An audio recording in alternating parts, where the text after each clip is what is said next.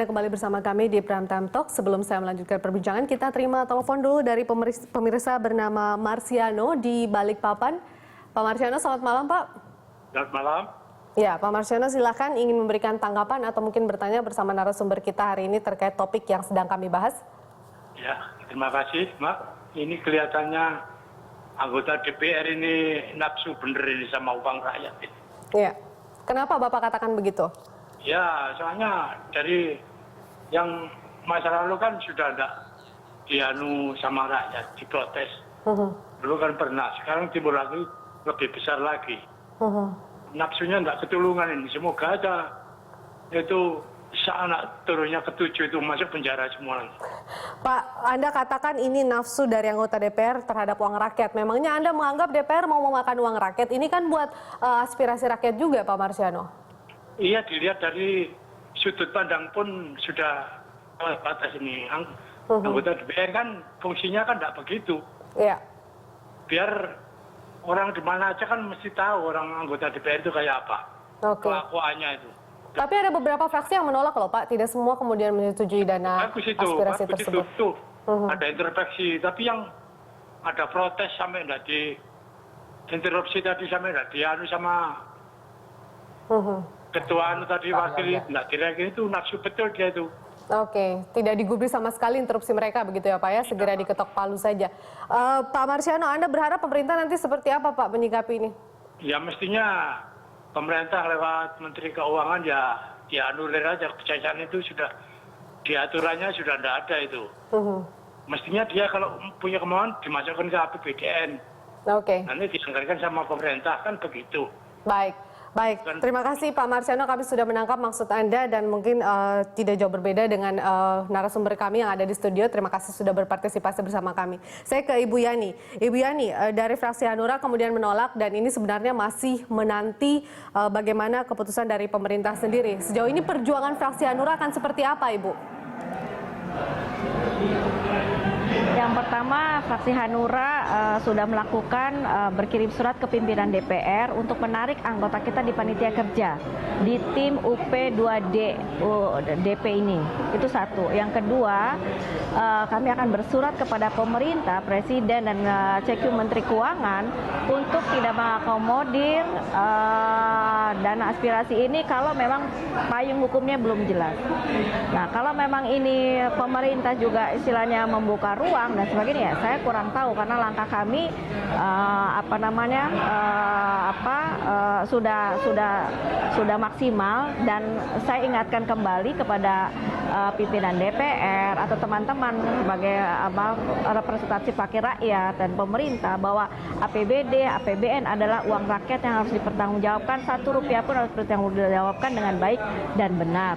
Nah, kalau misalnya ini dilakukan oleh semua wakil rakyat, saya rasa kegaduhan yang selama ini terjadi khususnya di dana aspirasi ini tidak akan terjadi. Jadi kami menghimbau kepada teman-teman semua di DPR itu ya. Nah, terutama mengenai dasar payung hukumnya itu ya, mengenai dana aspirasi ini. Karena adapun misalnya dalam tanda kutip, ya, misalnya hanya sebagai program saja, program itu kan harus program, tapi kan harus ada dananya. Kalau hanya mengajukan program tidak ada dana bagaimana? Jadi saya kalau misalnya tidak ada perencanaan dari awal dari musrembang dan provinsi dan kabupaten kota sampai tingkat nasional, ini saya meragukan sekali kalau ini sampai beres ya. Jadi fraksi Hanura sudah menempuh langkah-langkah dan terakhir kalau memang itu tetap dilegalkan gitu ya atau tetap dijalankan, kita akan mengadakan judicial review ke Mahkamah Konstitusi, langkah terakhir kami itu. Oke, baik. Ini ada koordinasi juga dengan sejumlah fraksi yang turut menolak, Bu? Ya. Iya, kami di DPR itu ada 3 fraksi yang sudah menolak, PDIP, Nasdem, dan fraksi Hanura ya. Kami akan mengadakan lobby kepada fraksi-fraksi lain, mengetuk hati nurani mereka untuk hayo dong. Jangan sampai ketimpangan ini pembangunan khususnya infrastruktur, jangan Jawa sentris.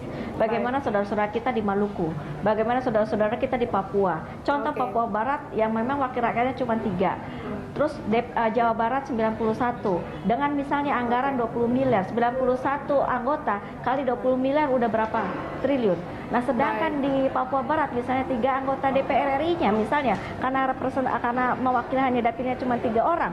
Nah, kali 20, 60, sedangkan kesenjangan di sana bagaimana? Nah, ini saya mengetuk hati nurani semua pemerintah, wakil rakyat yang di Senayan, hayo dong. Kita sama-sama menolong saudara kita, terutama di Indonesia Timur. Nah, kita kembali lagi kepada pengguna anggaran itu adalah eksekutif. Nah, sekarang kita harus lebih berpikir ke depan bagaimana kita menyikapi pertumbuhan ekonomi yang makin turun, stabilitas juga yang semakin kurang kondusif gitu. Suasana ini harus kita bangun bersama gitu ke depan, terutama partai-partai pendukung pemerintah. Bahwa sekarang ekonomi lagi rusuh, ayo kita berdayakan ini semua gitu. Jangan hanya kita karena dana aspirasi 11,2 triliun ini kita masyarakat digaduhkan sehingga dalam tanda kutip kita selalu dicap oleh rakyat bahwa apa sih DPR itu. Nah, inilah yang kesadaran ini yang harus. Baik, Ibu Yani, kami dukung kemudian usaha dan upaya Ibu Yani dan teman-teman di DPR. Sukses selalu. Terima kasih Ibu Yani. Terima kasih sudah bergabung bersama kami di Berita 1. Baik, Bang Ucok kembali. Bang, mungkin nggak kemudian pemerintah tidak setuju dan menolak apa yang diinginkan DPR ini, yaitu dalam bentuk dana aspirasi, sementara kalau kita lihat DPR begitu yakin? Saya yakin nanti pemerintah akan menolak, kayak gitu ya, akan menolak kayak gitu, karena penolakan itu karena banyaknya gugatan, ya, gugatan dari masyarakat, banyak dari DPR juga nanti ada gugatan, udah itu banyak juga penolakan, baik opini, demo juga akan banyak nanti dengan dana aspirasi ini. Artinya upaya DPR kemudian yang terkesan buru-buru ini untuk menyetujui dana aspirasi ini tidak akan mempengaruhi sedikit pun keputusan dari pemerintah kalau memang pemerintah tidak setuju, begitu ya, Bang Ucok? Iya. Yang penting gerakan dari masyarakat sipil itu yang penting.